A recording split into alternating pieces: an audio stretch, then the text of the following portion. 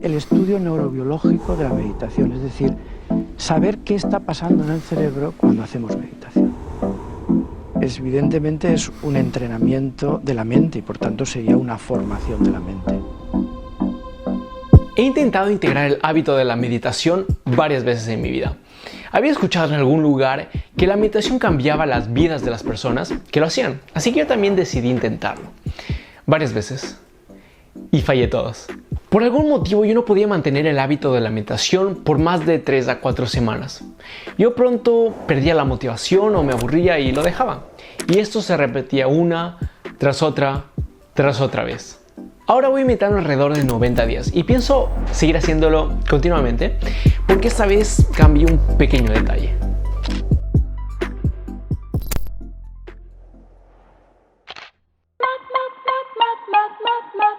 La mayoría de las personas han intentado meditar en algún punto de su vida y la mayoría de ellas también han fallado. ¿Por qué?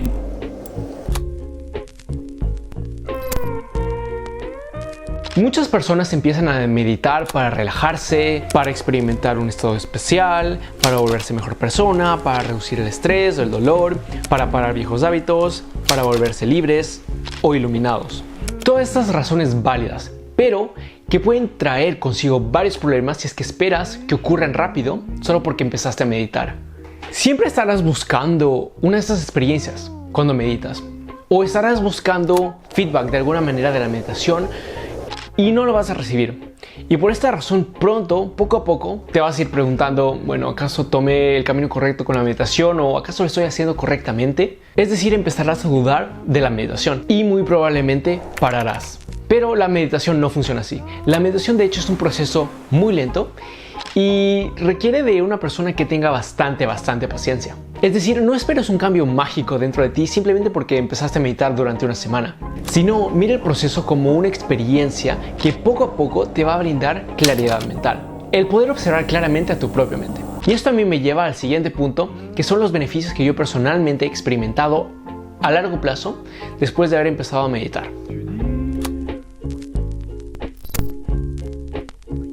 Existen beneficios que han sido comprobados científicamente que la meditación te puede traer, que son los cambios físicos que realmente ocurren en tu cerebro, pero que ya hablé de ellos en mi video anterior. Por esta razón ahora quiero concentrarme más en los beneficios que yo he personalmente experimentado en verdad durante este periodo de tiempo. 1. Claridad mental. La creación del orden dentro de la mente. Nuestra mente está constantemente en desorden. Al final del día no somos seres tan lógicos y organizados como creemos. Existen momentos en los cuales nuestra mente está en completo caos y nosotros somos simplemente títeres de ella y de nuestros pensamientos. Nos dejamos llevar por ellos. Situaciones, por ejemplo, en las que estamos bajo bastante estrés o ansiedad. Pero también en momentos en los que no necesariamente estamos pasando durante una etapa difícil, sino en nuestra vida normal, común y corriente. En nuestro día a día existe en nuestra mente una niebla, una especie de niebla que nos dificulta observar a nuestra mente claramente.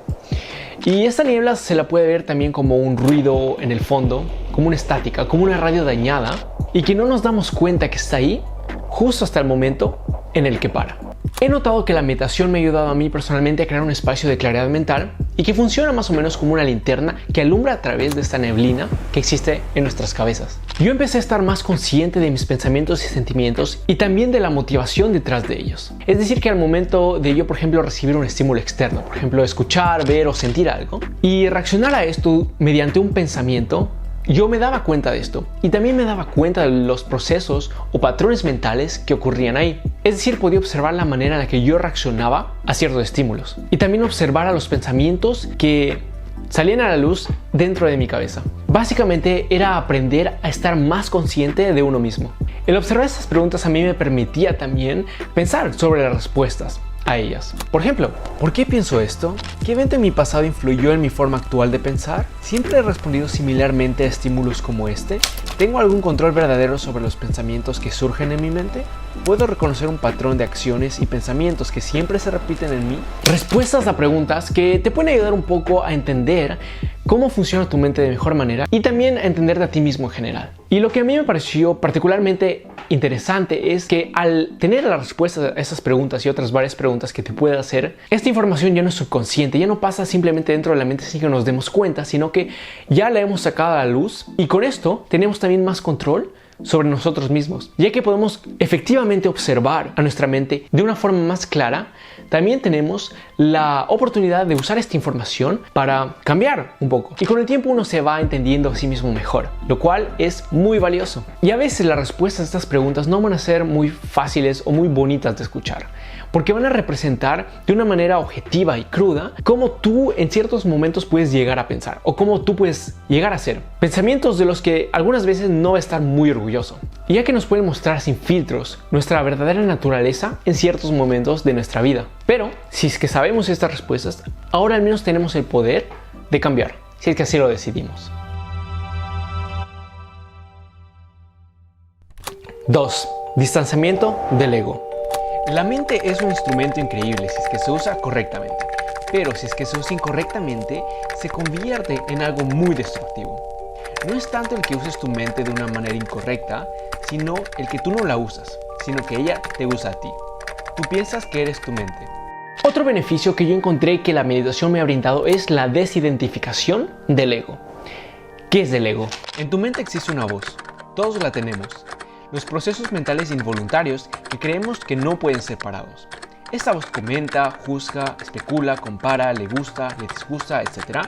y puede crear un escenario que en verdad no existe.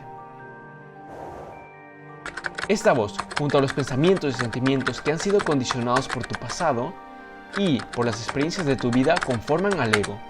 Una imagen mental que tú tienes de ti mismo y que únicamente existe dentro de tu mente. Al meditar, uno empieza a observar a sus pensamientos, a su mente en general, desde un tercer punto de vista, como si uno fuera una entidad separada.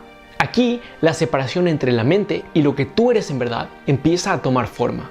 Esta separación nos permite a nosotros observarnos desde un punto de vista más objetivo y nos ayuda a entender que los pensamientos, sentimientos y acciones que nosotros tenemos y hacemos no son nosotros, ya que todos estos aspectos pueden y van a cambiar a lo largo de tu vida, no pueden ser tú.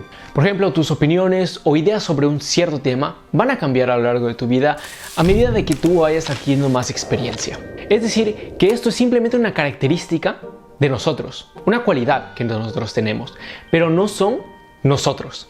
Nosotros, de hecho, somos el observador, esta entidad que observa desde un tercer punto de vista a nuestros pensamientos y sentimientos, a nuestra mente en general. Un nivel de conciencia un poco más elevado que el de la mente. En mi opinión, la separación del ego juega un papel muy importante en la vida de cada persona y también trae consigo varios beneficios. Por ejemplo, uno puede aprender a tomar el criticismo de una mejor manera, ya que uno sabe que los aspectos que están siendo criticados no representan lo que uno en verdad es, no representan la esencia del ser que uno es, sino simplemente son cualidades que probablemente cambiarán a lo largo de la vida de uno y que uno, gracias a este criticismo, puede ya empezar a cambiar. Es decir, no nos vemos atacados por este criticismo, ya que a veces, aunque este criticismo sea amigable, nosotros nos vemos de cierta manera atacados, porque pensamos que el ego somos nosotros.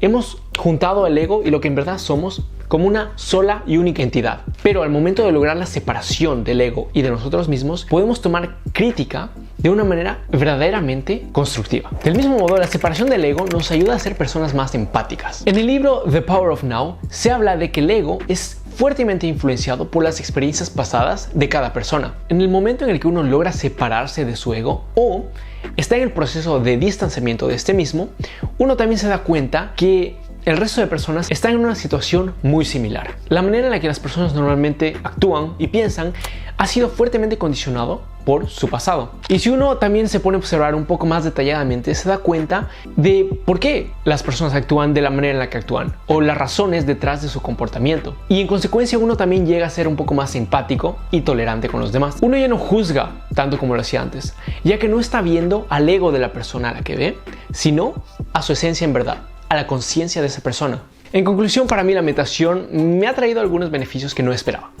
Pero al final del día va a depender de cada uno el decidir si es que es algo que va a perseguir o no lo va a hacer. Si es que esto te interesa, considera suscribirte porque voy a sacar en el futuro una miniserie de claridad mental. en la cual también voy a hablar de la meditación y de las maneras más efectivas en las cuales yo meditaba y sigo meditando. Y con eso dicho, nos vemos la siguiente vez.